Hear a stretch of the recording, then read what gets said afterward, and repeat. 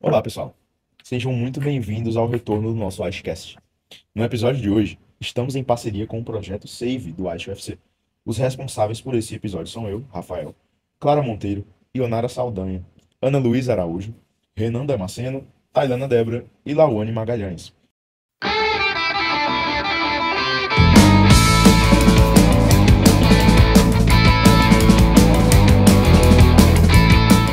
Hoje estamos com três convidadas muito especiais, que temos certeza que vão enriquecer bastante a nossa conversa e o projeto do Dia Internacional das Mulheres na Engenharia.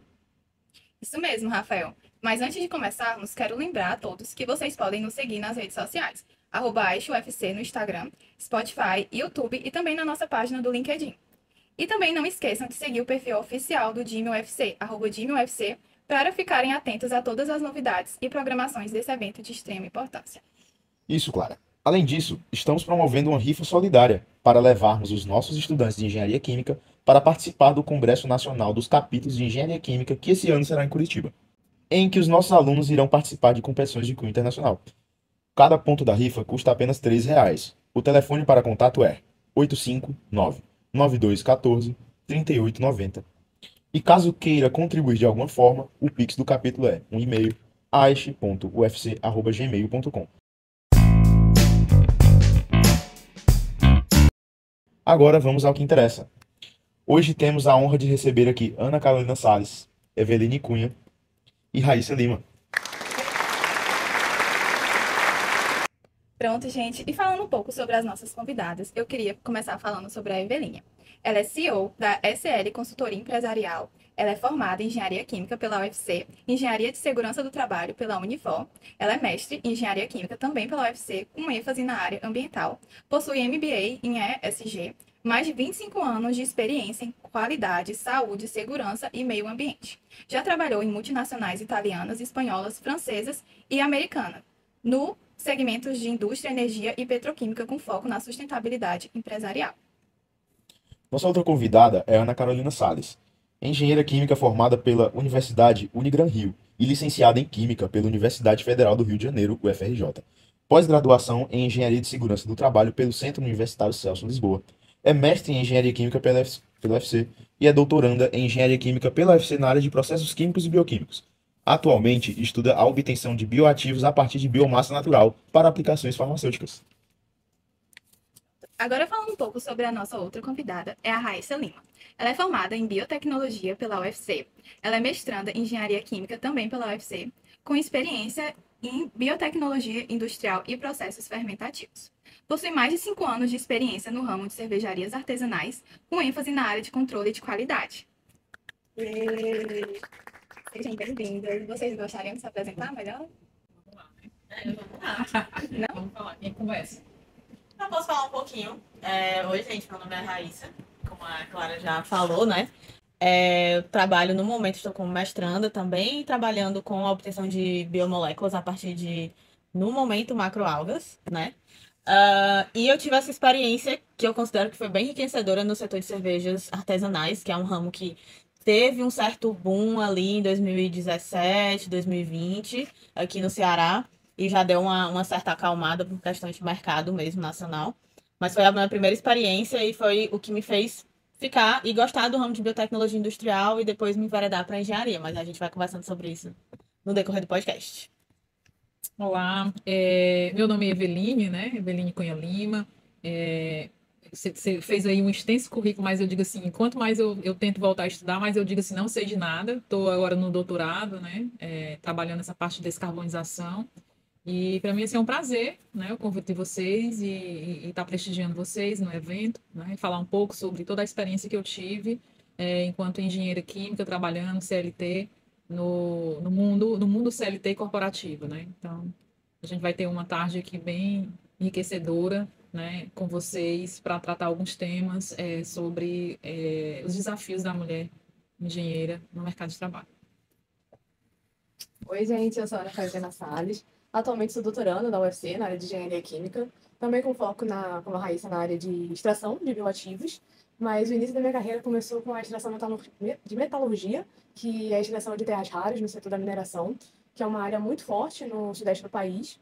E a partir desses estudos, Eu continuei a pesquisa na área do mestrado, agora na área do doutorado, e a maioria da minha experiência é com foco em extração. Mesmo que seja extração de bioativos, extração de minérios, extração de eletroeletrônicos, que a gente faz a restauração de terras raras de eletroeletrônicos, e espero que eu possa contribuir ao decorrer desse podcast com todos vocês.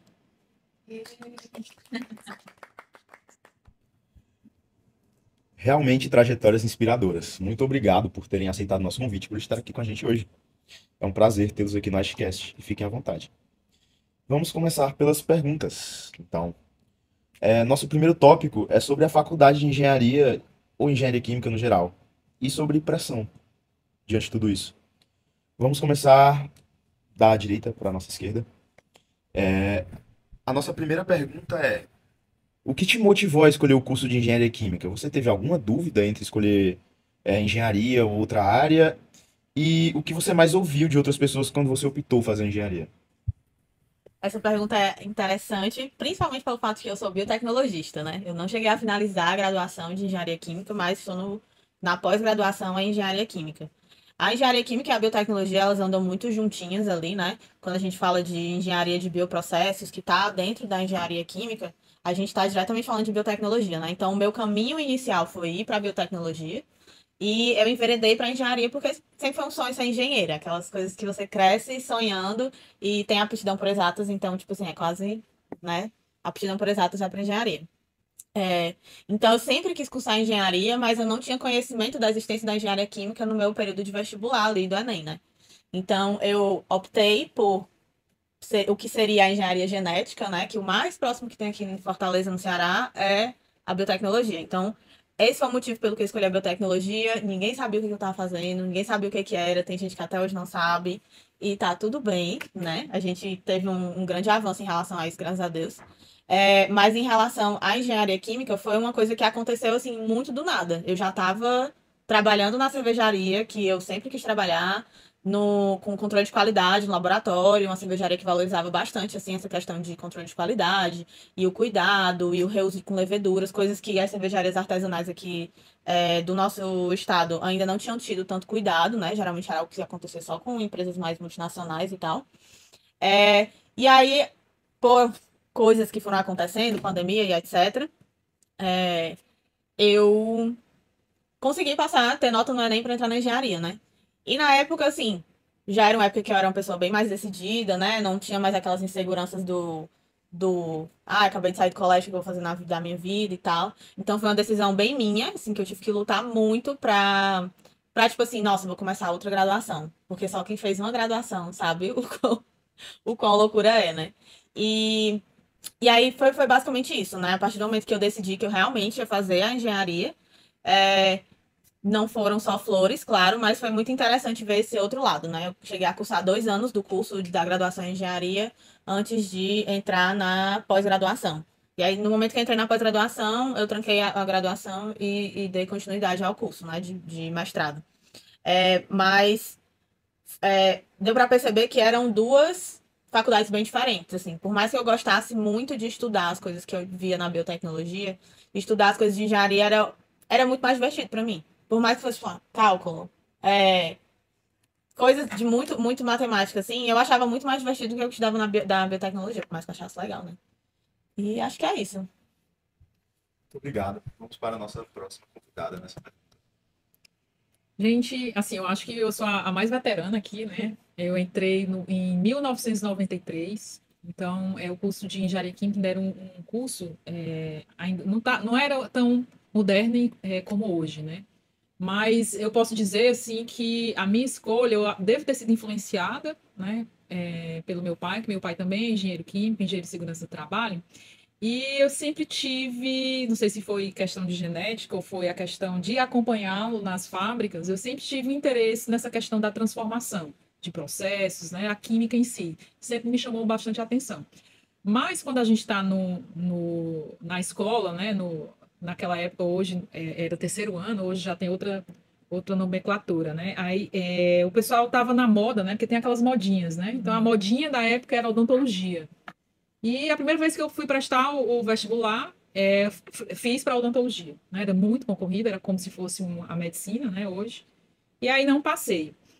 E como o vestibular era anual, a tomada de decisão era, tinha que escolher um curso na federal, né, ou na UES, a cada 6 meses, né, semestral, e na federal era anual.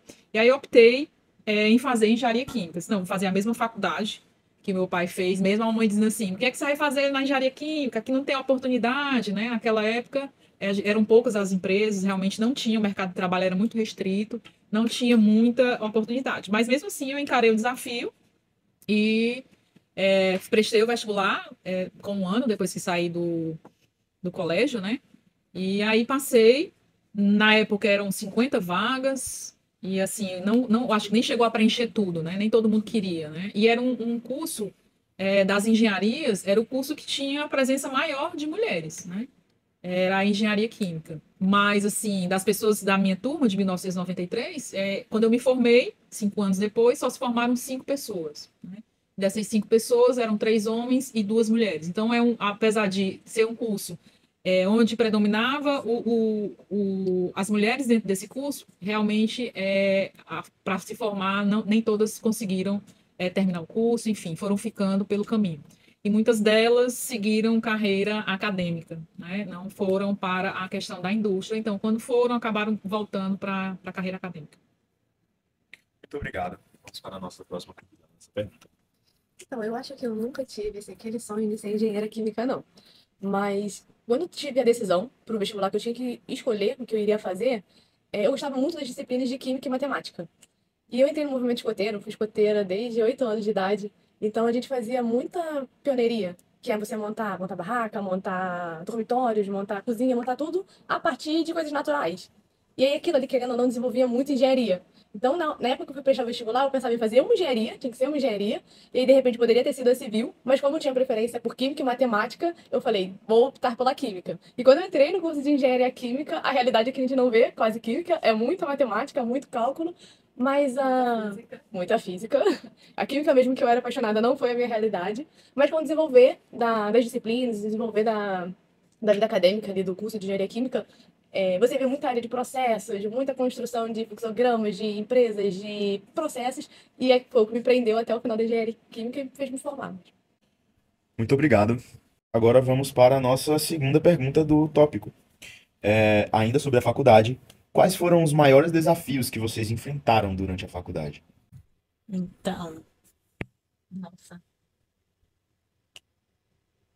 Eu acho que, assim, considerando a minha história, né, assim, voltar para a faculdade, de fato, assim, voltar para a graduação, foi um desafio para mim, né, como um todo.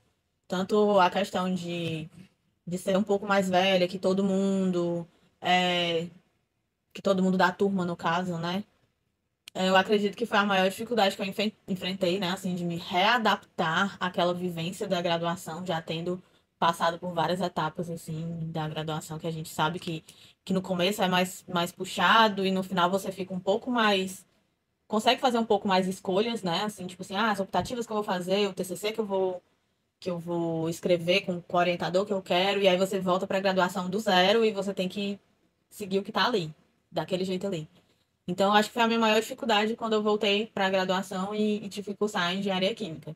Sem dúvida, rever cálculo, me aprofundar muito mais, porque a biotecnologia acaba que ficava muito na superfície dessas disciplinas, né?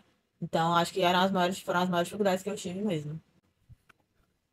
Bom, dificuldade, né? Eu acho que dificuldades foram muitas, né? Porque quando eu entrei na engenharia química, hoje está muito mais fácil, né? Lá em 1993, eu costumo dizer que eu entrei com a calculadora científica, uma caneta, uma régua e o sonho de ser engenheira, né? Realmente aqui a gente não tinha tanta infraestrutura, né? As tecnologias, elas eram bem restritas, né? Até a questão de material didático, né? Tinham os livros todos em inglês, você tinha 5 livros lá de uma disciplina, quem chegasse primeiro é que pegava o livro, o resto era tudo xerox, né? Uma dificuldade muito grande, não tinha RU na época. Então, assim, foram muitas dificuldades. O quadro de professores também era bem restrito. A gente tinha que fazer algumas disciplinas em outras engenharias, tinha que fazer disciplina na química. Então, a gente teve que se adaptar bastante para poder conseguir concluir, né, a grade curricular da engenharia química naquele período, né? Sem falar que a gente também não tinha muitas oportunidades de estágio, de bolsa, e a gente tinha que se virar nos 30 para conseguir manter aqui dentro da faculdade, com todos os desafios, né? Tanto eu precisava trabalhar, eu sempre trabalhei, fiz estágio, então a gente sempre tentava conciliar a questão da vida acadêmica com a vida, a experiência profissional através de estágio e pesquisa. Muito obrigado. Vamos para a nossa próxima convidada. Como ela falou, são muitas dificuldades que a gente encontra no caminho. Eu acho que a minha mais forte foi que quando eu prestei vestibular, eu não passei por faculdade federal, não passei por faculdade pública. E eu queria começar a faculdade, então eu comecei a faculdade particular e eu tinha que pagar a faculdade. Os meus pais não tinham condições de pagar a faculdade para mim. Então eu trabalhava durante o dia e tinha que fazer a faculdade durante a noite. E durante o período, eu acho que eu fiquei 2 anos a 3 anos na engenharia química, eu passei por licenciatura na UFRJ. E o meu sonho era fazer a graduação na UFRJ. Eu fiquei naquela, não importa qual a graduação, eu quero fazer uma graduação federal. E aí, no meio desse percurso, eu decidi não abrir mão de nada. Eu trabalhava, fazia faculdade particular de engenharia à noite e fazia intercalado nos finais de semana a faculdade pública da UFRJ. Então, acho que foi o mais difícil para mim. E chegou uma época que eu tinha que abrir mão de alguma coisa. Então, trabalhei muito, juntei muito dinheiro para que eu pudesse quitar a faculdade particular e largar o emprego. E aí foi já no final do período da minha faculdade, eu acho que foi lá pro 9º período, que eu decidi abrir mão, consegui quitar a faculdade pública, e aí foi onde eu tive a oportunidade de começar a estagiar numa mineração. Não, eu não ganhava tão bem na mineração, ganhava na época do estágio, eu acho que era R$ 400, R$ 500. Era muito difícil se manter, mas deu para levar, consegui me formar tanto na engenharia quanto na licenciatura. Foi a parte mais difícil. Muito obrigado. Agora, vamos para a penúltima pergunta desse tópico. Teve algum projeto na faculdade que te marcou de uma forma especial? Ai, gente, complicado, né? Porque na engenharia, não é puxando sardinha, né? Mas na engenharia eu fui do AISH e foi um projeto que foi muito bom para mim, assim, tanto de ter conhecido mais pessoas da engenharia e ter me aproximado, ter participado de projetos, ter viajado para a Regional. regional, exatamente, falta a palavra. Ter viajado para regional, conhecer pessoas de outros estados, de outras universidades, enfim, uma experiência muito boa mesmo. Recomendo bastante, assim, para qualquer graduando que esteja ouvindo esse podcast, assim, procurasse na sua cidade, na sua universidade, tem um capítulo estudante do AISH, porque é uma oportunidade que você tem de vivenciar várias coisas em um único projeto. Você não precisa entrar em vários projetos para vivenciar coisas diferentes, né? Então, o AISH realmente foi o queridinho, e eu acredito que foi o único projeto que eu participei nesses 2 anos de engenharia. Mas falando também de outras experiências, eu participei da empresa Júnior na biotecnologia, e eu acredito que foi uma experiência muito enriquecedora, assim, foi uma coisa que me ajudou a continuar na graduação, a persistir dentro do curso, porque a gente vai enfrentando as coisas durante os semestres e, tipo assim, você tem que se agarrar em alguma coisa. Porque senão você desiste, assim, sinceramente, assim, o grande conselho é esse. Encontre uma coisa que você gosta muito ali, para além de aulas e etc. Faça amizades, enfim, tudo isso faz parte de vivenciar uma graduação, na minha opinião. E aí eu acredito que a empresa Júnior e o AISH foram os 2 projetos que marcaram muito, assim, a minha graduação. Muito obrigado. Vamos para a nossa próxima convidada. Bom, mesmo na época que eu fiz a graduação, sem muitas oportunidades, mas eu nunca deixei de procurar as oportunidades, né? Então, eu digo que durante todo o meu curso, posso dizer que eu não fui exclusivamente só acadêmica. Eu sempre estagiei, eu fui bolsista do CNPq, né? E tive algumas empresas como estágio, laboratório, cervejaria, mas o que realmente me marcou na minha universidade é que ao longo de todos os 5 anos onde eu era bolsista, eu gostava muito de iniciação científica, no meu último ano de engenharia, no meu último semestre, na verdade, o meu projeto de pesquisa, ele tirou o primeiro lugar no Centro de Tecnologia. Então, isso aí, eu digo que fechou com chave de ouro, né? Porque eu sempre gostei de pesquisa e ter esse título de primeiro lugar na pesquisa do Centro de Tecnologia, eu acho que isso foi uma coisa que até hoje marca, e sempre eu guardo o meu certificado lá, e eu digo, olha, essa aí foi uma pesquisa muito interessante, foi uma pesquisa na área ambiental, né? Onde a área que eu mais me identificava, e hoje também continuo me identificando mais com a parte ambiental, né? Então, isso aí foi o que mais realmente me marcou. Me marcou tanto que quando eu cheguei no mercado de trabalho e que eu senti dificuldade, né, desse novo movimento que está tendo no mercado de trabalho, eu senti a necessidade de retornar através do doutorado, né? No mestrado também aconteceu a mesma coisa, sempre estava voltando para a universidade para buscar conhecimento e resolver algum problema lá fora. E aí voltei 10 anos depois de formada e estou voltando agora, depois de mais uns 14 anos, né, de formado, mais ou menos assim. na trajetória mesmo dos períodos de engenharia, eu não tive nenhuma oportunidade de projeto, mas aí já é uma realidade que é bem diferente da faculdade particular para a faculdade pública. A faculdade particular, nem sempre você vê tantos projetos desenvolvidos como iniciação científica, como até mesmo o AIS, mas eu acredito que o AIS também tenha na particular, se não me lembro. E a maior experiência projeto que me impactou foi quando eu decidi mesmo fazer estágio, que foi entrei para iniciação científica e abriu outra visão do que seria o mundo empregatício, mesmo que não fosse, e ter aquela experiência de desenvolver projetos dentro de empresas, que lá a gente tinha o foco de encontrar, por exemplo, um terreno e ver o que tinha de valioso ali. E ele despertou a fase que hoje é a minha fase de pesquisadora, acho que foi a parte que mais impactou, se fosse um projeto desenvolvido. Ok, muito obrigado. Agora vamos para a nossa última pergunta do tópico de faculdade. Se vocês pudessem voltar no tempo, mudariam algo na sua trajetória acadêmica? E quais dicas vocês dariam para os estudantes de engenharia? Eu acho que se eu pudesse mudar alguma coisa, eu não seria tão fominha. Eu não precisava ter feito 2 graduações ao mesmo tempo. Eu teria me dedicado muito mais a uma. Teria sido uma experiência muito mais produtiva. E um conselho que eu daria é para que a galera investisse. Porque hoje a gente vê a faculdade investindo muito nos alunos e os alunos não dando o real valor. Como, por exemplo, o desenvolvimento de projetos, vários desenvolvimentos que são feitos dentro da faculdade. E a gente vê alunos que não se importam. Então, uma sugestão que eu daria que é os alunos eles investissem mais. A gente hoje tem muita tecnologia, a gente tem um mercado aí abrangente que está a nosso favor. E era sentar e pesquisar, correr atrás do que realmente quer e fazer o que gosta. Porque muita gente também está focada em ganhar dinheiro, e o ganhar dinheiro lá na frente nem é tudo. Quando você faz o que você gosta, você vai conseguir ganhar dinheiro com aquilo. Você só vai ter que abrir a sua mente, ser mais criativo, né? Ampliar os seus horizontes. Bom, assim, às vezes as pessoas perguntam assim, você se arrepende de ter feito engenharia química? Eu disse, não, nunca me arrependi, né? Porque sempre eu busquei estar melhorando, mudando, né? Estudando, e eu nunca me arrependi. E, assim, o que eu posso deixar para os alunos que estão fazendo engenharia química assim, uma mensagem é assim, nunca foi fácil e eu acredito que nunca vai ser fácil. Às vezes as pessoas, elas procuram o melhor caminho, aquele que dói menos, né? Aquele mais confortável. Mas eu acredito que se a gente pensar assim, eu acho que toda profissão é difícil, seja engenharia, né? Seja a área de saúde, enfim.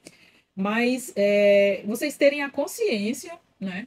Que o fato de vocês serem engenheiros, a parte de mulher na engenharia, ela nunca foi fácil, né? Então, vocês terem o pé no chão que realmente desafios vai ter todo dia, né?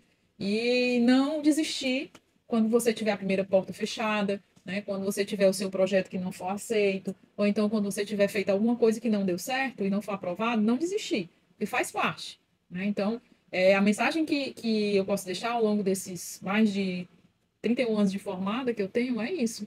É que vocês não desistam fácil, porque assim, para mim nunca foi fácil, né? E pode ser que as coisas hoje estejam mais fáceis né, com a tecnologia, enfim. Mas não desistam, porque realmente o desafio é diário. Eu acho que eu concordo 100%, assim, tanto com o que a Carol quanto com a Evelyn falou. Não tem dúvidas de que você vai enfrentar desafios, seja qual a faculdade você for cursar, porque é justamente sobre isso, você está evoluindo, então você vai, né, ter degraus para subir, etc., para justamente se formar como um profissional, independente da profissão.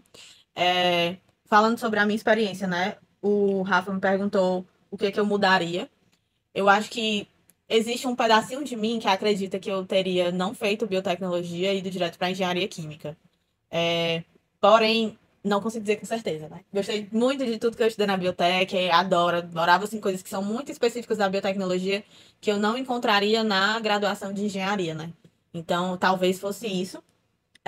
E voltando para a questão de o que eu sugeriria para os estudantes, etc., seria justamente você não focar só em nota, né? Eu acho que é uma coisa que hoje está bem mais difundida, assim, professor e etc.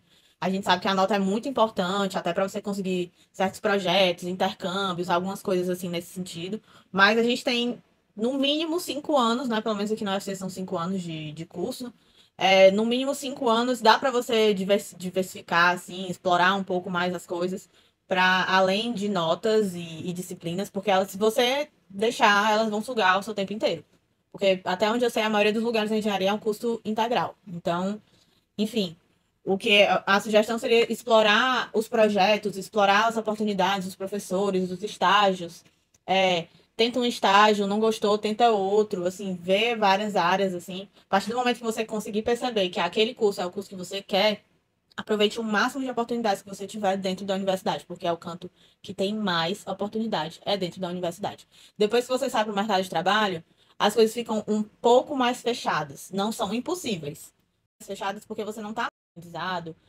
Tem empresas empresas multinacionais, enfim, empresas grandes, Ambev, Nestlé, etc., que contratam estagiários e já vira efetivado. Você tem que ter, no mínimo, faltar 2 anos, tem os prazos, tem várias coisas específicas. Então, você perde algumas oportunidades se você não tiver ligado no que você quer, no que você, enfim, né? Então, eu diria que busque oportunidades e aproveite, não fique só nas disciplinas.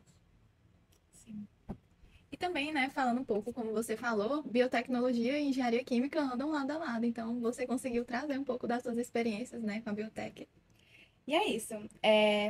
Gente, agora passando para o próximo tópico. Agora a gente vai falar sobre carreira e machismo.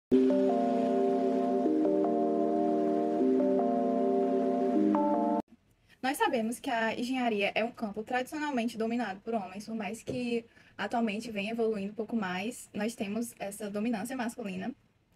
E eu gostaria de fazer a primeira pergunta, a gente pode seguir na mesma ordem, como que foi o início da sua trajetória profissional na área de engenharia?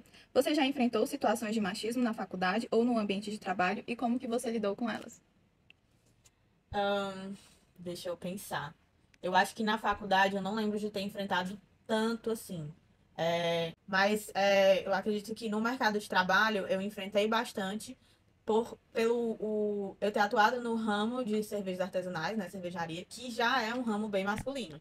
Quando você fala de cervejeiro, você já fala de mestre cervejeiro, e você já imagina um cara com uma barba enorme e o bigodão e tal, fazer cerveja, e é isso. Então, tipo, tem os estereótipos, óbvio e evidente. Então, a gente tem, inclusive, conversas sobre mulheres cervejeiras do Brasil que enfrentam coisas X, Y, Z. Mas é aquele clássico assim, você é uma mulher que trabalha com cerveja, nossa, você bebe cerveja, nossa, você só deve gostar das cervejas que são mais leves.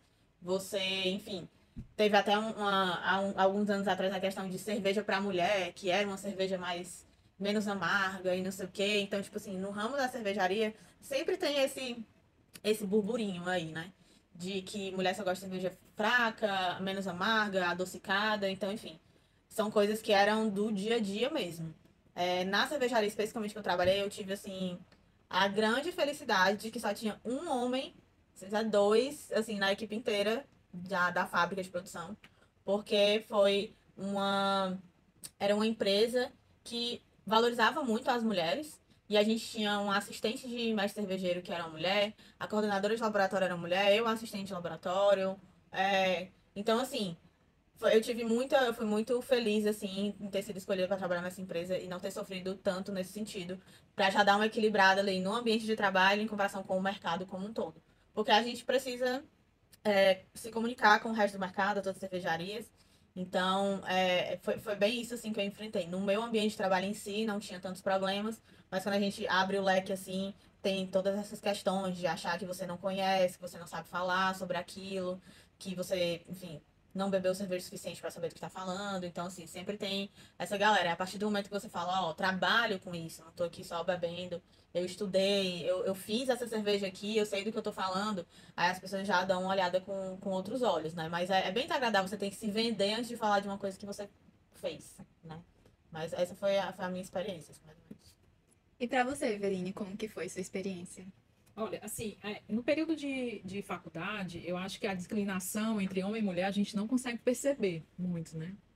Até porque a gente consegue aqui dentro do ambiente da universidade ser avaliado através das notas. Eu acredito que o diferencial dentro da universidade, né, o que vai medir a pessoa não é se é homem ou mulher, é realmente a nota que você realmente tira nas disciplinas, enfim. Agora foi realmente um choque muito grande. Quando eu cheguei no mercado de trabalho, eu já entrei numa indústria química, né, e predominantemente masculina. Era uma multinacional italiana e realmente teve algumas dificuldades, né? E uma delas é que a produção ela era totalmente masculina, né? Então a gente não conseguia enxergar dentro do processo produtivo a figura de uma mulher no processo produtivo. Por ser uma indústria química pesada, né, eles optavam em não colocar mulher na produção. E eu assumi posto de controle de qualidade em laboratório. Só que, assim, eu sempre tive uma dificuldade muito grande de seguir a receita do bolo e não pensar o que é que está acontecendo com a receita do bolo, né? Quando eu falo isso, é que a gente que tem a visão de processo, enquanto engenheiro, a gente tem que saber o que é que está acontecendo e por que que você está fazendo aquele controle de qualidade. E toda vida que eu tinha essa curiosidade de entender o que estava aparecendo na bancada dentro do processo, eu corria para o processo para ver o que é estava acontecendo. E essa busca, né, pelo processo produtivo, para entender o que é que eu estava analisando, ela era sempre barrada, né? A ponto de dizer assim, não se preocupe com a produção, se preocupe com o laboratório, né? Então, esse tipo de coisa a gente sempre escutava, né? Ou então, algumas situações diz assim, a mulher nasceu para ficar na cozinha, né? E esquentar a barriga na chapa e esfriar lá na pia lavando as vidarias. Vocês têm que ficar. Então, tudo isso a gente escutou, né? E aí, só que eu sempre rebati, é claro, eu nunca, sempre falei, eu nunca escutava e calava e entrava em depressão por conta disso, não, né? Eu sempre rebati muito isso aí, enfrentava, né? Se tivesse que enfrentar, seja, com todo respeito, é claro, se fosse tivesse que enfrentar, né, uma colocação de um homem, eu conversava com ele, se fosse para assumir o papel de homem, eu falava de homem para homem, né? Eu sempre me posicionei. E isso aí foi importante, você saber se posicionar em todas as situações para que você mostre o seu espaço, né? Isso aí é muito importante, porque a partir do momento que você não se posiciona em relação àquilo que você escuta e que não lhe agradou, isso pode aumentar em grandes proporções e trazer problemas, né? Problemas emocionais, né? Problemas assim onde você vai até chegar a duvidar da sua capacidade. Então, se eu puder deixar algum recado para vocês sempre se posicionem, é claro, com todo respeito, para dizer aquilo que você concorda, que não concorda, e você sempre mostrar os seus limites, né? Na frente desses tipos de questionamento e nesse tipo de discriminação que a mulher sofre no ambiente de trabalho. E você, Carol, já enfrentou alguma dessas dificuldades? Na realidade, até quando eu olho para pensar e lá no fundo do túnel pensar, procurar, eu não me lembro de ter enfrentado essa questão do machismo. E a minha primeira experiência, como foi na área da mineração, se você parar para pensar, você pensa que é uma área masculina. Mas o centro tecnológico de mineração que eu fazia parte, ele era 50-50%. E até a área de chefia, tu via muitas mulheres atuantes. Acho que a minoria da área de chefia, da área de coordenação, era masculina. E eu nunca tive problema, sempre quando a gente tinha liberdade para desenvolver os projetos, para atuar nos projetos, e quando a gente não estava de acordo, a gente tinha total liberdade para mudar. E eu não me lembro de ter sido questionada por eu ser mulher. Até na área da mineração que a gente vai mesmo para fazer o beneficiamento, para fazer a separação do minério. Se a mulher quisesse se posicionar aí, ela tinha liberdade para poder ir, para poder conhecer o processo, como a Eveline falou. Mas e se ela precisasse de um técnico que fosse homem ou que fosse mulher, ela sempre também tinha disposição. Pelo meu ponto de vista, graças a Deus, eu nunca passei por um processo assim.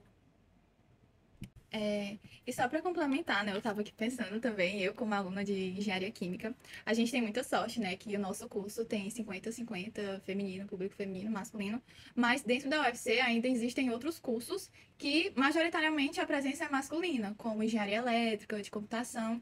Então, por mais que a gente faça engenharia química, muitas vezes a gente precisa fazer cadeiras com outras engenharias. E eu já tive também a experiência de fazer uma cadeira de física que só tinha eu e outra menina na sala e o restante do público era todo mundo homens. Então é muito importante também a questão da representatividade, porque por mais que no nosso curso tenha 50-50, ainda existem outras engenharias que o público ainda é majoritariamente masculino. E agora, passando para a nossa próxima pergunta, para a Raíssa, né, agora. Você sente que a engenharia está se tornando um campo mais inclusivo e acolhedor para as mulheres? Por quê? E que mudança você acha necessário para tornar o ambiente acadêmico e profissional mais equitativo para as mulheres? Então, eu acredito que sim. O próprio Dia Internacional das Mulheres na Engenharia é uma prova disso, né? Assim, eu consigo observar bastante esse movimento de incentivar mulheres na ciência e na engenharia. A gente tem editais para projeto voltado só para mulheres, a gente tem o Dia Internacional da Mulher na Engenharia, a gente consegue ver que a engenharia química já é um curso que está começando 50-50 e é um movimento que vai se expandindo. É assim, sem dúvidas nenhuma, a gente consegue observar que o Centro de Tecnologia aqui da UFC, que é onde a gente tem a nossa curso de engenharia, ele tem mais mulheres do que tinham antigamente. Assim, eu acho que a própria Eveline pode confirmar isso quando ela estiver falando a parte dela, que tem bem mais mulheres assim, né? Claro que isso não significa que a gente atingiu o patamar perfeito, como deve ser e etc. Mas eu acredito sim que tem evoluído e tem tido ações, assim, claro que sempre podem ter mais e as pessoas cada vez mais incentivarem o governo, continuar promovendo esses editais com incentivando mulheres na ciência, porque a gente sabe que no mundo como um todo é um setor que é mais complicado, assim, de as mulheres se sentirem parte, né? E começa desde de pequeno mesmo, né? Você conseguir se ver. Então, acho que a gente ter mais mulheres se formando engenheiras já vai ser como é que eu posso dizer assim? Algo que as crianças vão olhar, as meninas vão olhar e falar, ó, eu consigo chegar lá, né? Eu consigo observar essa evolução, assim, acredito que está sendo bem positivo, assim, essa inclusão da mulher na engenharia como um todo e nas ciências. E você, Eveline, o que você acha? Bom, essa percepção que a Raíssa falou, ela tem total razão. Mas, na minha visão, todo esse movimento da diversidade e inclusão que está acontecendo, né, ele, por trás de tudo isso, tem um interesse. Né? Então, assim, eu acabei de terminar um MBA em ESG, e aí despertou algumas coisas, né, em função do que está acontecendo no mundo atualmente, né? Por que você está falando muito de diversidade e inclusão? Né? Por que está falando muito em incluir a mulher, né? De colocar as mulheres com o mesmo salário em relação aos homens? É um movimento, é. E aí a gente procurou entender o que estava acontecendo. Durante o curso, né, quando a gente fala de ESG, onde a parte S é a parte social, ela foca muito nessa questão da diversidade e inclusão. E por que eu disse que isso aí tem algumas coisas de interesse por trás? Quando uma empresa se diz ESG e que ela tem que cumprir alguns critérios, né? E dentro desses critérios, na parte social, até mesmo para assegurar a imagem dessa empresa no mercado de trabalho, ela tem que estar muito forte essa questão da diversidade e inclusão. E qual é o benefício que a empresa, o interesse da empresa tem por trás de tudo isso, né? As empresas que estão buscando, né? Eu não estou dizendo todas, mas a maioria que estão buscando ter esse equilíbrio de diversidade e inclusão, nessa grande onda do ESG, o interesse por trás é financeiro. Né? Às vezes não, é porque eu nasci com aquele desejo de incluir e ter diversidade dentro do meu processo, dentro da minha empresa. Não, isso aí existe todo o interesse por trás. E qual é o interesse? O interesse está relacionado a quê? Se você comprovar que você é uma empresa, que você tem uma política de ESG forte, você tem uma diversidade e inclusão, mulheres na pirâmide, no alto da pirâmide, na diretoria, na presidência, né, e na gerência, enfim, eles conseguem mostrar para os bancos financiadores que é uma empresa que vai ter um olhar diferenciado no mercado de trabalho, nos investidores, e acaba reduzindo os impostos em relação aos financiamentos. Então, eles têm que, esse movimento que está todo mundo, eu tenho diversidade e inclusão, tudo tem alguma coisa por trás. Né? Então, a pressão dos bancos investidores, do mercado internacional, está relacionada a isso. Por isso que a gente está vendo muito esse movimento de diversidade e inclusão, porque ninguém vai querer investir em uma empresa que discrimina a mulher. Porque o mercado ele vai cair em cima. E aí, ao cair em cima, a pessoa acaba não comprando um objeto ou a mercadoria daquela empresa, porque é uma empresa que discrimina a mulher. É uma empresa que discrimina, né, não tem diversidade e inclusão. Então, isso aí tudo é um jogo de mercado. Né? Então, existe uma parte financeira por trás disso. Né? Por isso que ela está muito forte, porque os bancos investidores eles começaram a perceber que eles não iam investir em uma empresa em que tivesse esse problema de discriminação racial, ou seja, em relação a gênero, entendeu? Eles estariam arriscando o seu investimento. Então, por trás de tudo, existe uma cadeia de interesse. Né? Então, isso aí ficou bastante claro quando eu finalizei esse MBA. E aí eu comecei a perceber o que estava acontecendo lá fora no mundo corporativo. Né? Então, as pessoas estão querendo levantar uma bandeira, que essa bandeira, por trás da figura na frente, atrás tem um cifrão. Né?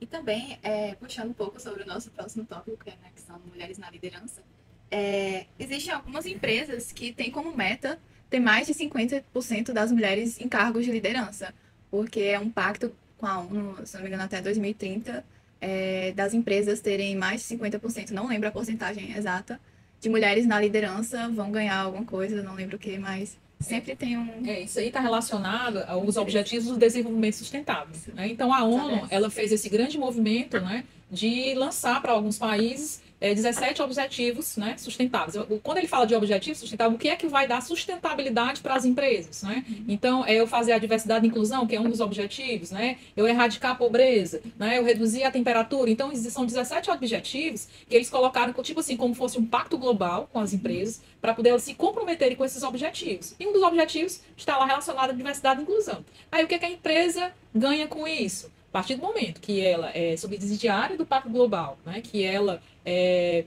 se compromete com isso, aí ela tem uma visibilidade no mercado internacional e ela consegue, né, os incentivos fiscais. Então, por trás de tudo isso, sempre tem um interesse, né? Então, eu vejo que esse movimento acelerado que a gente está encontrando, principalmente quando se fala nessa questão do aquecimento global, diversidade e inclusão, por que está tão rápido? A gente está vendo vários problemas aí, mas é porque tudo tem um interesse por trás disso.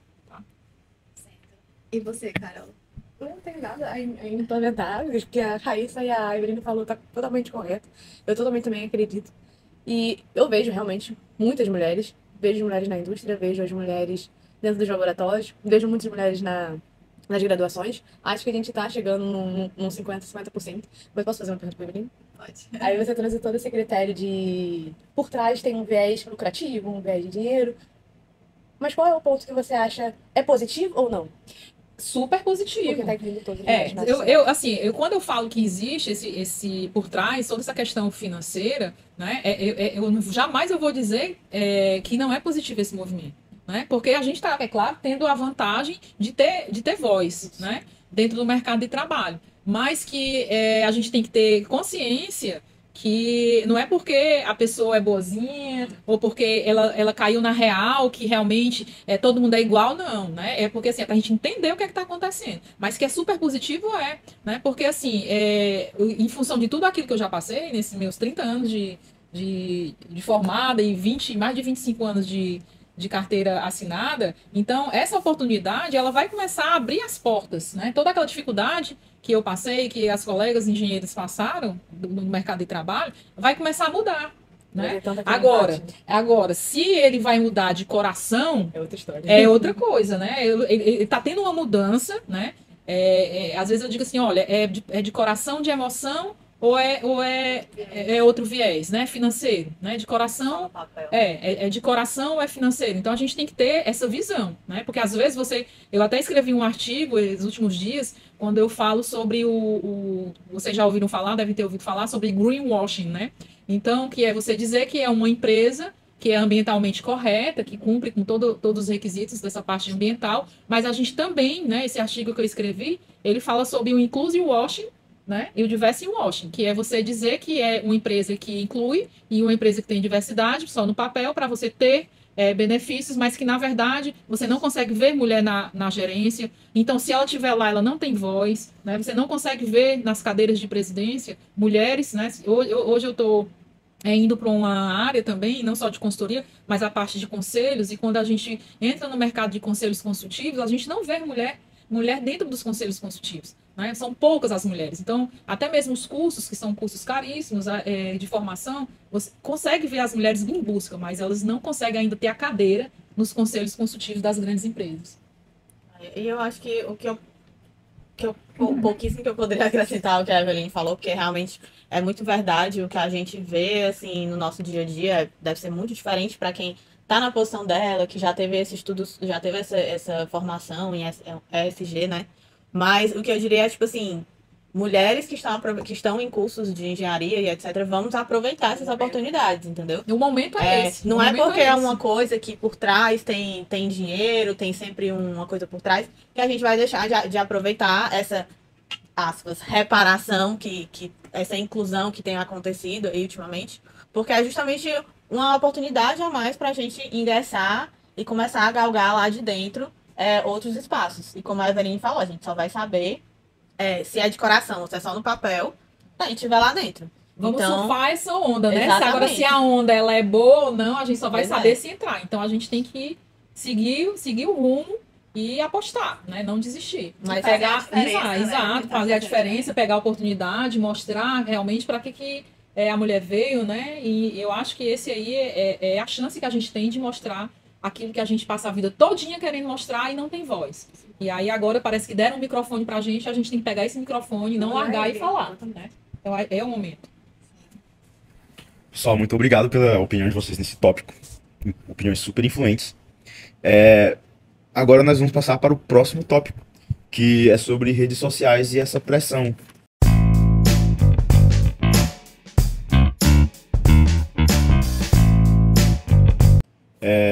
Vamos começar pela nossa primeira pergunta. Vocês acham que as redes sociais podem ajudar a construir uma rede de contatos profissionais na engenharia? E como isso funciona para você especificamente? Olha, eu acho que sim.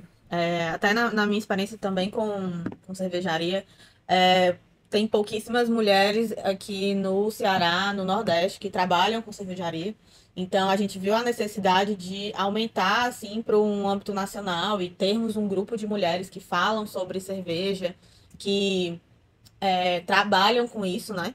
Aqui no Ceará, a gente tem um grupo de mulheres que estudam cerveja artesanal, que são mulheres que trabalham ou que gostam de cerveja e querem estudar, né? Que é a Confradelas.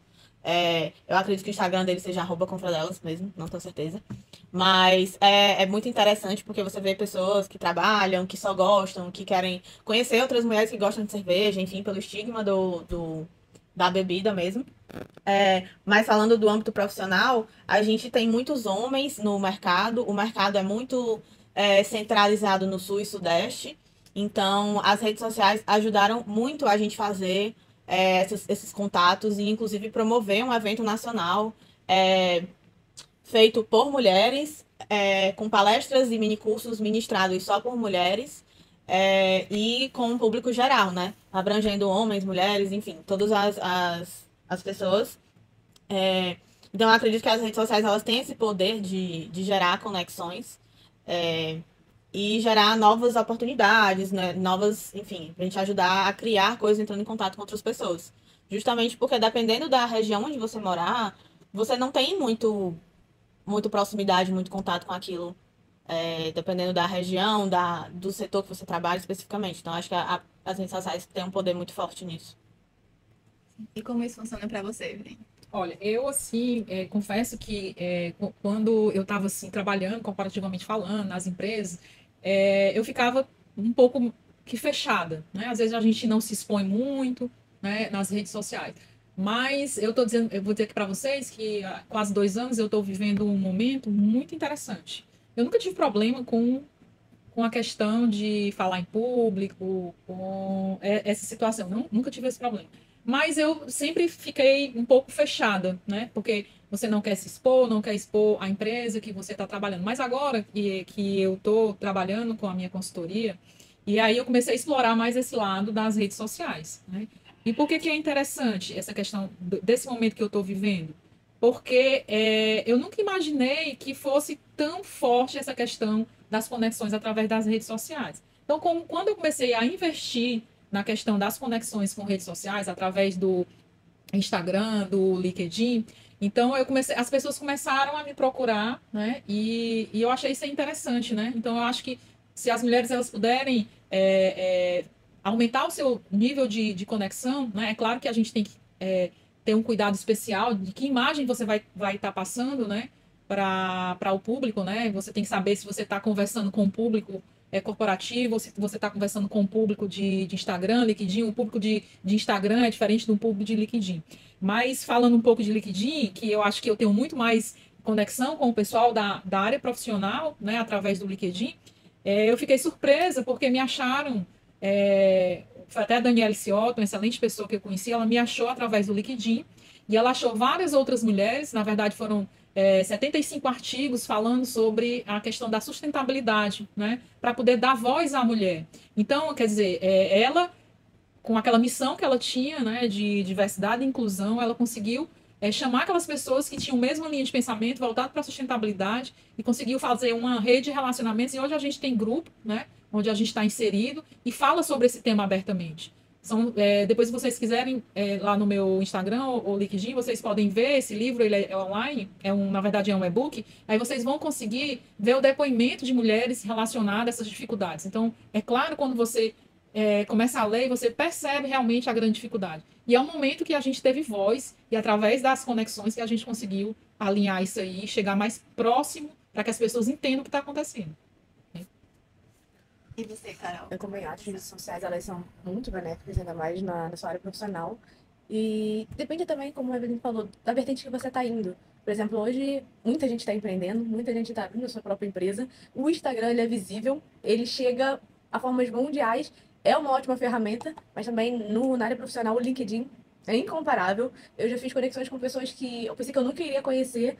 E, por exemplo, a gente que trabalha na área da pesquisa, tem muita coisa que dá errado, artigos não falam sobre coisas que dão errado, e quando você consegue se conectar com pessoas da sua própria área, você consegue ter aquela conexão, sentar, conversar, trocar ideias, e isso é fascinante dentro da área na área de mercado, na área do profissional, que você realmente encurta caminhos e abre os seus horizontes. Isso é sensacional. E o LinkedIn, eu acredito que ele realmente veio para isso, porque não além de você postar aquilo que você vive, o seu dia a dia, você bota muita informação que não é benéfica a palavra, mas que outras pessoas vão precisar. E você só na pesquisa você consegue realmente chegar às outras pessoas. É muito gratificante, sim. Falando um pouco também, né? Ano passado eu tive a experiência de ir para a regional do AIS, que é a conferência nacional, né? Que tem todo ano e foi no Rio de Janeiro. E é muito interessante também para a gente graduandos, né? Que eu fui para a regional e eu conheci muitas pessoas graduandos também de engenharia química. E lá a gente se conectou no LinkedIn. Então é muito legal eu ver pessoas de todos os estados do Brasil, assim, postando o que eles andam fazendo, como que é o curso de engenharia química em Maringá, em Curitiba, e, enfim, vários locais. Então é muito interessante a gente também ver como que é a realidade de cada pessoa que está cursando o mesmo curso que você, mas em outros estados. Então o LinkedIn é uma rede social, assim, realmente incrível.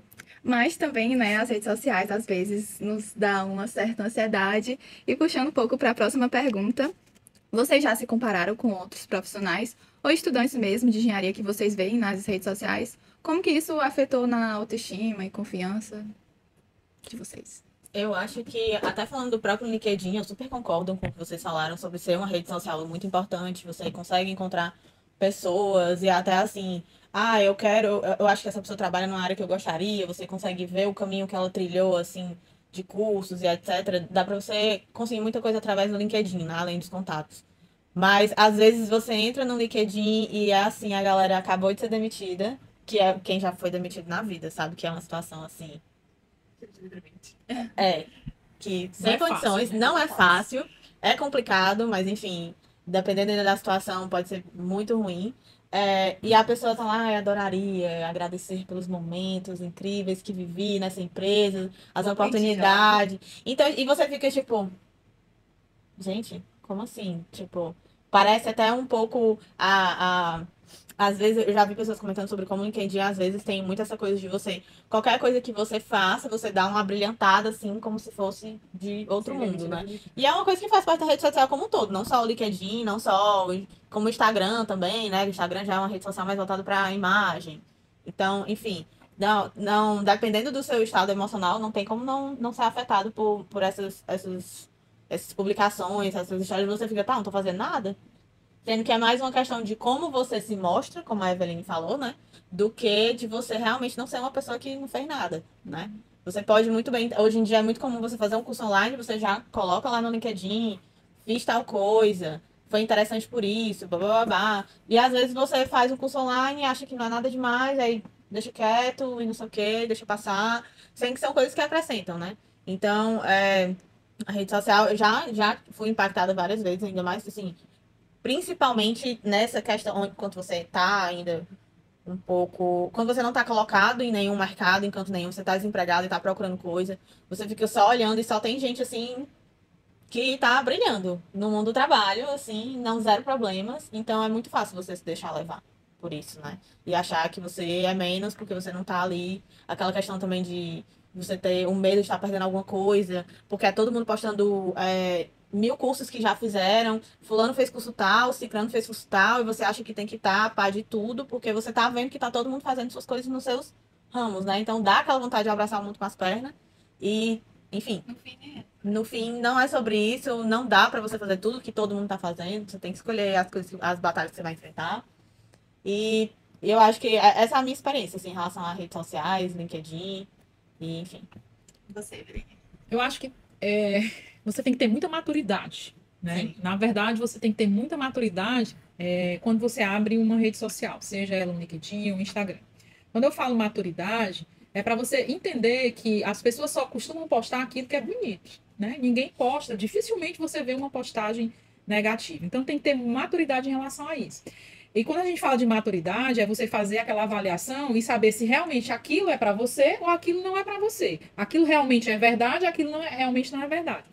Porque, assim, é claro que quando você vê um profissional, um engenheiro que tem um currículo, você, poxa, que legal, né? A formação dela, será que se eu fizer isso aqui eu vou conseguir ter essa qualificação, vou conseguir abrir mais as portas do mercado? É interessante você ver a trajetória de carreira de pessoas que conseguem chegar, né, o nível estratégico, né, que vão crescendo aos poucos e chegam no nível estratégico. Você diz, pô, será que se eu fizer isso, eu consigo também, né? Mas a gente tem que ter o pé no chão para saber que nem tudo é fácil, né? O fato de você tomar uma decisão de fazer um mestrado, de fazer um doutorado, de fazer um MBA, de fazer uma especialização, não é que é fácil como aquilo que a gente postou. Existe dedicação, existe investimento, né? Então tem que ter muito cuidado, maturidade para você realmente traçar a sua carreira. Porque realmente, se você não tiver essa maturidade, você acaba ficando frustrado. Poxa, eu queria fazer isso. Por que se comparando? Então isso não é legal. Né? Eu acho que todo mundo tem a sua missão aqui na Terra, todo mundo tem o seu caminho, tem coisas que você pode estar fazendo, eu acho bonito, mas para ela tem, né? Já para mim não vai dar certo. Né? Então, assim, a gente tem que entender, não, eu gosto de trabalhar com isso, eu não gosto. Eu acho que a gente tem que ter maturidade para saber aquilo que dá certo para os outros e aquilo que vai dar certo para a gente, né? Para não poder adoecer mentalmente falando, em querer ter uma vida daquela que está dando super certo para uma pessoa, mas que se eu tivesse seguindo aquela trilha, não ia ser a mesma coisa. São pessoas diferentes, são momentos diferentes, são áreas diferentes, né? São cabeças diferentes, né? Então, tudo isso tem que ser muito bem pensado. E você, Carol? Eu concordo com o que a Eveline e a Raíssa disse. E é exatamente isso. É você ter maturidade quando você entra dentro de uma rede social e você entender que as pessoas são diferentes. Essa questão do comparativo, ela destrói as pessoas. Ela pode até colocar as pessoas para crescer, porque você olha aquilo como seu objetivo, você quer seguir atrás daquilo, e aquilo pode te incentivar, mas aquilo também pode te destruir. Então, quando você entra dentro de uma rede social, você tem que saber qual é a sua mentalidade para estar ali. Entendeu? Porque também tem muita gente que quer postar, por exemplo, eu tô fazendo um monte de coisa, quero postar, mas os meus amigos ao redor não estão, e eu também vou me incentivar de postar as coisas boas que eu consigo fazer, porque os meus amigos não podem. E são realidades diferentes. Tem gente que dentro de um curso vai poder fazer 1 milhão de cursos. Tem gente que vai ter tempo, tem gente que vai abdicar de muitas coisas pra estar ali. Então, são realidades diferentes. A rede social, ela pode te fazer muito bem, ela pode te fazer muito mal. Você tem que conseguir limitar, quando você entra dentro da rede social, o que você tá procurando, o que você tá almejando ver ali, entendeu? Porque você pode filtrar aquilo que você quer, entendeu? Ela pode te fazer mal? Pode. Mas tem coisas que você passa o próximo. É fácil? Não é fácil. Mas, como a Eveline diz, é o nível de maturidade que você tá almejando, entendeu? Isso. E eu acho até que quando a gente fala maturidade, não é nem tipo assim, de ter mais idade em si, né, etc. Mas assim, ter um autoconhecimento, tipo assim, ó, isso aqui eu já sei que. Não é esse caminho, né? É o autoconhecimento. Exatamente. Não me faz bem, né? eu Eu acho não que gosto disso, né? Você tem que saber Exatamente. aquilo que realmente você gosta, né? Que você tem mais afinidade para Também você. conhecer um pouco mais da sua história, né? Exato. Saber o momento, se não é exato. do ramo. Eu acho que às vezes uma coisa que dá pra até fazer o link é que quando você tá na graduação, eu imagino que seja o principal público, né, do podcast, é que você quer muito abraçar o mundo com as pernas, né? Então é aquela coisa, tipo, que a Carol até falou no começo. Se eu pudesse mudar alguma coisa, teria sido menos fominha. Não foi assim que falou? Você não precisa abraçar o mundo. O que você quer? Entendeu? Coloque limites ali onde você quer. Você vê várias coisas, você vê e acha tudo muito legal. Nossa, o que as pessoas fazendo é muito legal, mas é um caminho totalmente diferente que aquela outra pessoa tá fazendo que também é muito legal. E aí, tipo, eu quero fazer tudo, eu quero ter todos os caminhos abertos. Mas, Qual é o seu objetivo? conselho de quem tá aqui, vai uma coisa de cada vez. E que é um pouquinho melhor. Um pouquinho mais saudável, principalmente quando se trata de saúde mental e autoconhecimento, que você consegue explorar melhor aquela experiência que você está tendo e você se entender melhor do que você tá só acumulando certificado loucamente, mas na verdade é só um certificado porque você não está conseguindo explorar 100% àquela experiência. Eu não sei se acontece assim com vocês, se aconteceu jamais comigo, né? Eu posso dizer para vocês aqui, como experiência, é que eu sempre me cobrei muito. E por que que eu me cobrei muito? Porque como eu tinha sempre que mostrar, né, dentro do ambiente de trabalho, que eu tinha que saber, né, das coisas para poder fazer aquela entrega, porque sempre a pessoa, os homens, eles colocavam você como desafio, dizer, não, você não consegue, né? Como já aconteceu comigo, de um diretor achar que eu não conseguia subir uma escada marinheiro de 30 metros e me colocar à prova, e eu disse assim, eu vou subir, né? E então, assim, essa autocobrança que a mulher tem, né, no ambiente de trabalho, ela pode ser desgastante, né? Porque a gente se cobra, porque a gente tem que mostrar todo o tempo que é igual, né? E Que a até gente melhor, pode né? entregar o melhor do que o homem, e isso aí a gente se cobra e fica querendo fazer muito mais para poder fazer as entregas, né? Então, eu sempre me cobrei muito, e eu acredito que hoje eu digo que eu não preciso mais provar nada para ninguém, sabe? E eu passei a minha vida toda querendo provar que realmente eu conseguia entregar os objetivos, que eu conseguia bater as metas, que eu conseguia fazer aquele trabalho e que eu ia entregar um bom trabalho. E aquilo ali é muito desgastante, se você se cobra muito, né? E hoje eu estou vivendo um momento que eu não preciso mais provar que eu sou capaz, né? Então, quando a ficha cai, o mundo fica mais leve, né? E o autoconhecimento, ele é fundamental. E não é que, porque eu estou com já 25 anos de experiência, demorou, pode até ter demorado, mas se você conseguir ter esse autoconhecimento enquanto novo, né? Você conseguir não se cobrar tanto e você ter a certeza que realmente você é capaz, eu acho que a vida vai ficar mais leve, né? Eu acho que tem que ser por aí. E só acrescentando rapidinho, juro que é rápido. Essa questão de que a Eveline falou, a gente não vê os homens puxando até mais pro tópico do podcast, né? A gente não vê os homens tentando se provar para ter a oportunidade de conseguir fazer uma coisa que a gente quer fazer, né? A gente tem que chegar lá e dizer, ó, eu estudei isso aqui, vi isso aqui, eu estou capacitada para essa oportunidade, para fazer isso aqui, para fazer essa tarefa que tem que ser feita, né? Olha, esse negócio é tão interessante que eu vou só dizer rapidamente o que vai acontecer comigo. Eu estava numa determinada empresa e estava tendo um problema A. E eu cheguei para a pessoa lá da manutenção e disse: para você resolver esse problema, você vai ter que fazer isso, isso, isso, isso. A pessoa virou e não resolveu. Aí eu peguei e falei para uma outra pessoa, tipo assim, um supervisor de manutenção, e disse: ó, para resolver esse problema, você vai ter que fazer isso, isso, isso, senão você não vai conseguir resolver. E aí a pessoa só fez quando escutou através da voz de um homem, supervisor. Eu disse, gente, eu falei isso para ele. Então, assim, a pessoa só consegue. Só quando foi um homem que Exatamente, falou. só quando o homem que deu a solução do problema, que a pessoa acabou falando o que eu tinha falado para ele, com as mesmas palavras, sem tirar nenhum ar. Tal do mansplaining. E aí a pessoa aceitou. Aí, quer dizer, são essas coisas que acontecem no dia a dia, no trabalho da mulher, que vai desgastando também a gente. Quer dizer, a pessoa usa as suas palavras, usa a sua ideia, e você deu, e a pessoa, porque você é mulher, ela não fez. Agora, quando saiu da boca de um homem, a sua ideia, a sua frase, né, aí ela é feita porque falou um homem. Quer dizer, a questão da credibilidade, né? Então, não é o fato de você ser uma mulher nova, uma mulher mais experiente, né? É a questão da voz da mulher que tem que ter credibilidade. E isso é um caso sério. É por isso que eu vejo ainda muito a história do diversing washing, inclusive washing, que as pessoas dizem uma coisa, mas na verdade a gente vê outra coisa, tá? Então o mundo ainda é muito machista. Eu acho que nessa questão entra até assim, quando você começa a ter sintomas da síndrome do impostor, né?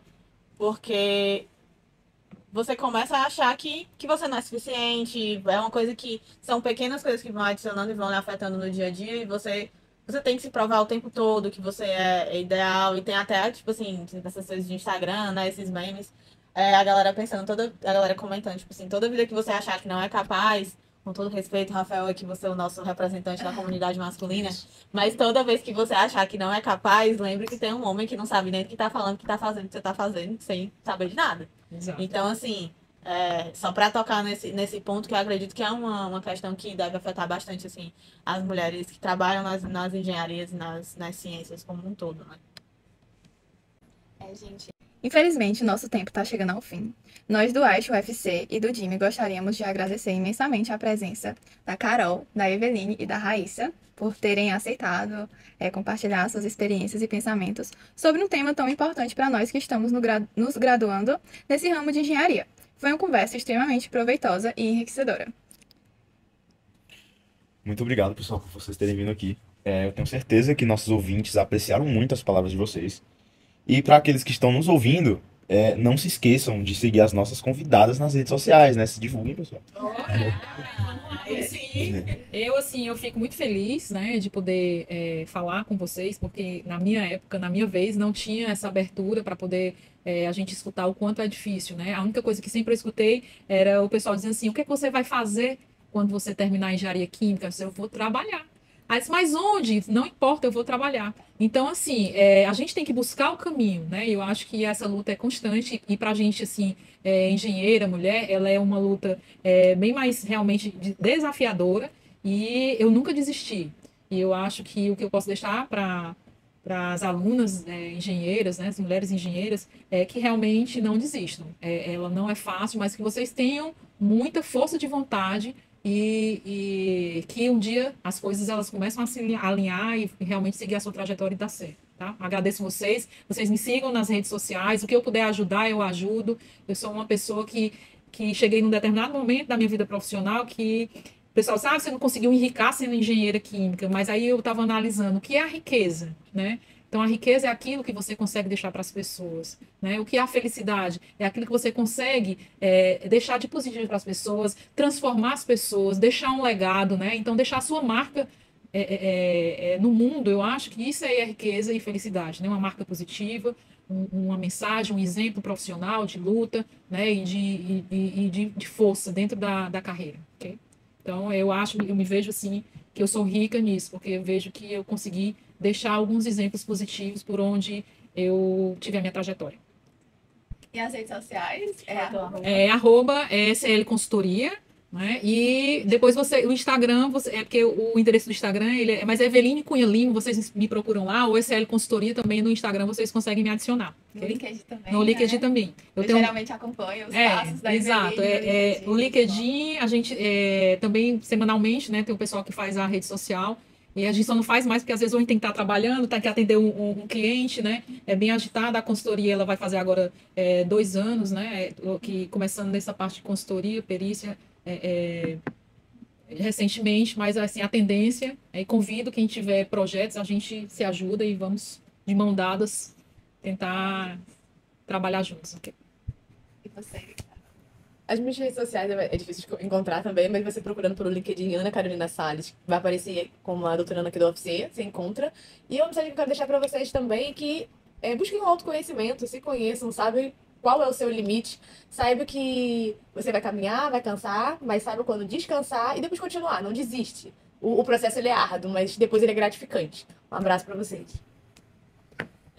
E eu também, como a Carol, eu não tenho um Instagram profissional, né? No momento, assim, o Instagram é mais uma rede social pessoal, enfim, para socializar com os amigos. Mas no LinkedIn, vocês procurando também Raíssa Lima, vai ter lá também como uma mestranda, no caso, né, da UFC, vocês vão encontrar facinho. E últimas palavras, né, pra gente se despedir, já que tá acabando. Queria agradecer muito o convite, eu acho que eu falo por todas as meninas, assim, que foi muito legal essa tarde aqui de estar conversando sobre o tema, compartilhando nossas experiências. Então, muito obrigada pela receptividade e parabéns pelo projeto. Fico muito feliz que o Icecast está voltando. Sim. Espero que tenham mais podcasts. E é isso. Sucesso, pessoal. Parabéns aí. E antes de darmos tchau, eu gostaria de lembrar a todos que vocês podem encontrar este e outros episódios do nosso podcast no YouTube e Spotify. Também não se esqueçam de nos seguir nas redes sociais para ficarem por dentro das novidades e dos próximos convidados. Se você gostou desse episódio, deixe um comentário, compartilhe com seus amigos e não esqueça de deixar uma avaliação positiva. Sua opinião é muito importante para nós e nos ajuda a continuar trazendo conteúdo de qualidade. Mais uma vez, gostaria de agradecer a presença de todas as convidadas. E a vocês ouvintes, muito obrigado pela companhia e até o próximo episódio.